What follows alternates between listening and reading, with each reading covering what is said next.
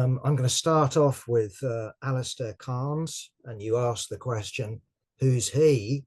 Well, other than the guy that's come out and said the British Army, won't last 6 months in a serious war, his official title is Minister for Veterans. But the significance here, of course, is that the Labour government is preparing a defence review, agitating for more money for the army, more money for the air force. What they're calling for is the pledge by Labour to increase so-called defence spending to 2.5% of gross national product.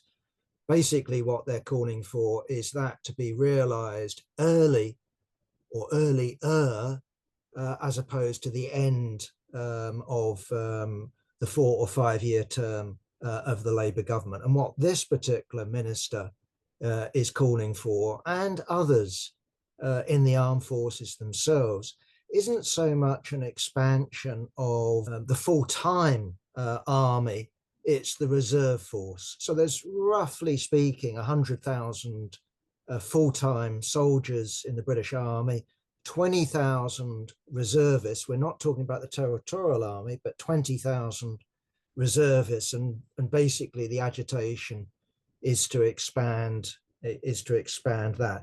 Now, the reality is that his figures, I mean, as soon as I read the story, I thought, yeah, sure, this will be a load of rubbish, and it was. His story, his sort of claim is, look, if you look at Russia fighting in Ukraine, it's losing something like 1,000, maybe 1,500 a day in terms of casualties. That's deaths, but most of them will be injuries. And if you add the 100,000 into that, yes, the British Army would be very quickly eliminated. But the reality is that what we're talking about isn't a Russian invasion of Britain.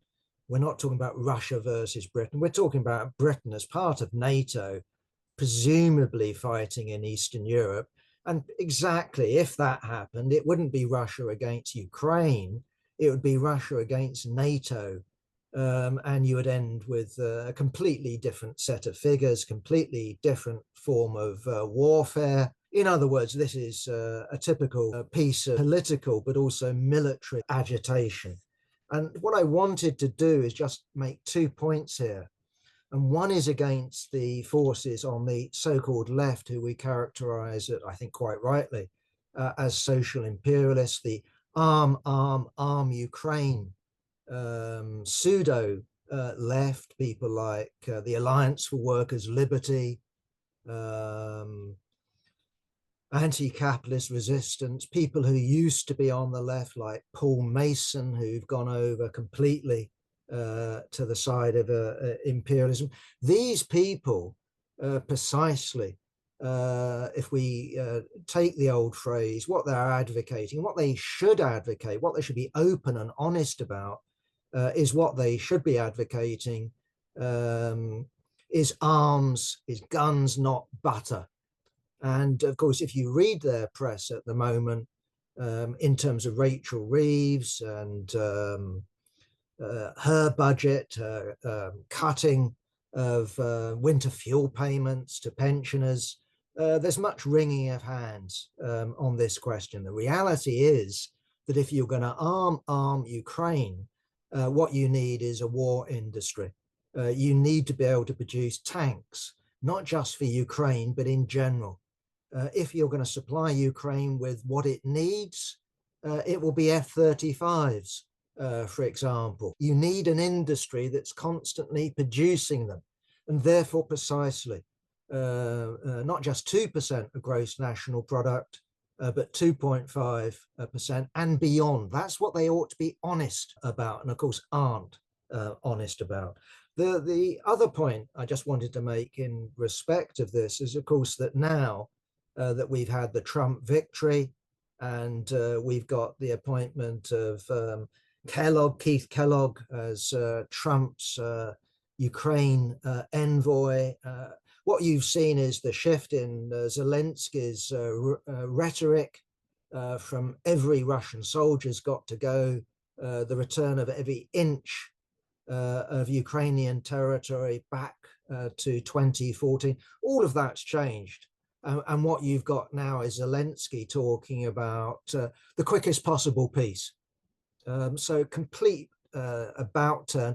Amazingly, that's been described in some sections of the media as a brilliant example of Zelensky's politics. It's not. It's simply a recognition that Trump is now president-elect, and in just over a month will be back in the White House, and he will impose at least negotiations. I won't push it any further. So just to finish on Zelensky, there's an interesting article. If you can read it, I would recommend it. I can't remember who the author was, but it's in the New Statesman. And basically, this is a report which we don't normally read, of how unpopular now Zelensky is with the Ukrainian population. And basically, if there was a presidential election, I know that's a big if, but he would lose big time. He's certainly popular in the Western media, but in Ukraine itself, people blame him for a war which is going to end in what? A loss of territory. Why have we been fighting? Why have we sacrificed so many tens of thousands of Ukrainian lives? Why didn't we come to a peace deal with Russia earlier? Merely because you have peace in Ukraine, which isn't necessarily guaranteed by a long chalk. The reality is that the United States is determined to reverse its relative decline.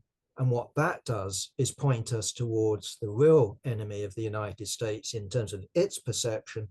And that's, of course, China.